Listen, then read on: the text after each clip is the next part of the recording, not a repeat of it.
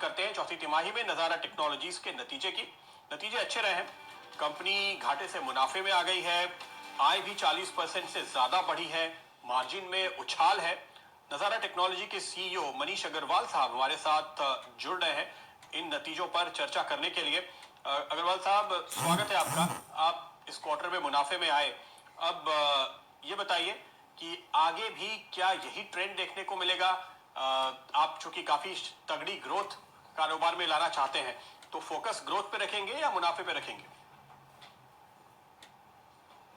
नज़ारा में हमारा ये मानना है कि गेमिंग मार्केट बहुत बड़ा है और अपॉर्चुनिटी बहुत बड़ी है, और इस मार्केट में अगर हम अपने को प्रॉफिट पे मैक्सिमाइजेशन में अगर अभी से लग जाएं तो ये एक स्ट्रेटेजिक मिस्टेक होगी।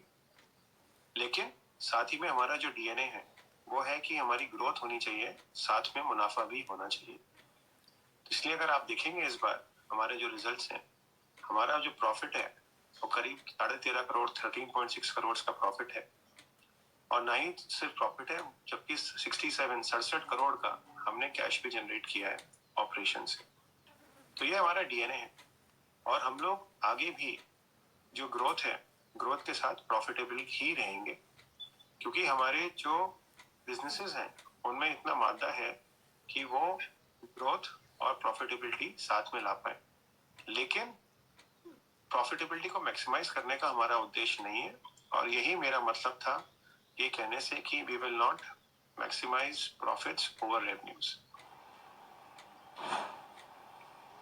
ये बात तो बिल्कुल सही है साहब। अब देखिए, अभी तक गेम्स बच्चों की चीज हुआ करती थी, अब हिंदुस्तान में भी हर उम्र के लोग गेम्स खेल रहे हैं। अच्छा, ये बताइए, आपका जो किडोपिया है करीबन 90% रेवेन्यू अमेरिका से आ रही है, नॉर्थ अमेरिका से आ रही है।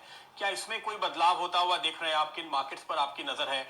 और गेमिफाइड लर्निंग के लिए आगे आप क्या आउटलुक रखते हैं? तो अगर आप देखिए किडोपिया जिस मार्केट में ऑपरेट करता है, 2 से 7 साल के बच्चे, सब्सक्रिप्शन एप्स, अमेरिका उसका सबसे बड़ा मार्केट है। पूरे ग्लोबल का करीब करीब 60 से 70% रेवेन्यू अमेरिका से ही आता है। तो वो मार्केट हमारे लिए सर्वोपरि रहेगा, इम्पोर्टेंट रहेगा, और उस मार्केट में अभी हमारा 4 से 5% का मार्केट शेयर होगा। तो उस मार्केट में ग्रोथ अपॉर्चुनिटी बहुत बड़ी है, कंज्यूमर साइज बहुत बड़ा है, वहां पे पैसा खर्च करने की क्षमता भी है, और इसलिए अमेरिका हमारा नंबर 1 मार्केट रहेगा फॉर फोर्सिएबल 2-3-4 साल। इसके अलावा और मार्केट्स हैं जहाँ पे इस तरीके की सर्विसेज कंज्यूमर ऑलरेडी कंज्यूम करते हैं, उनको समझ में आती हैं, वो हमारे दूसरे मार्केट्स होंगे। वो कौन से मार्केट्स हैं और कैसे ग्रो करना है, वो इस साल हम अपना इस पे अभी स्ट्रेटेजी बना रहे हैं कि क्या वो मार्केट चाइना हो सकता है, क्या वो मार्केट वेस्टर्न यूरोप हो सकते हैं। कौन से दूसरे और तीसरे मार्केट होंगे वो हम लोग रेडी करके इंडस्ट्री में बात करके और इस साल देखेंगे कि हम लॉन्च करें। लेकिन इस साल के लिए अमेरिका ही हमारा प्राइमरी मार्केट रहेगा। ओके, ठीक है। अच्छा, आपने कैश की बात कही। आपकी कैश, पूरी जो कैश है बुक पे 478 करोड़ रुपए के आसपास है, जो आंकड़े मेरे सामने हैं। कोई इसका कोई प्लान है, कैसे इस्तेमाल करेंगे? कोई एक्विजिशन वगैरह देख रहे हैं? अगर आप देखेंगे हमने 2017 से हर साल एक स्ट्रेटेजिक एक्विजिशन किया है। जो हमने क्रिकेट गेम किया वो 17 में, ई स्पोर्ट्स नॉर्डविन 18 में, स्पोर्ट्स कीड़ा 19 में, पेपर वोट 20 में। हर साल हम एक बड़ा स्ट्रेटेजिक एक्विजिशन जरूर करते हैं, और हमारे आगे वही स्ट्रेटेजी रहेगी। जैसे कि आपने बोला 475 करोड़ का करीब हमारे पास कैश है, हम उसका इस्तेमाल करेंगे अपने को और आई इकट्ठा करने में या और ज्योग्राफीज एक्सपेंड करने में, और उसकी आप उम्मीद हमसे रख सकते हैं, क्योंकि वो हमारा एक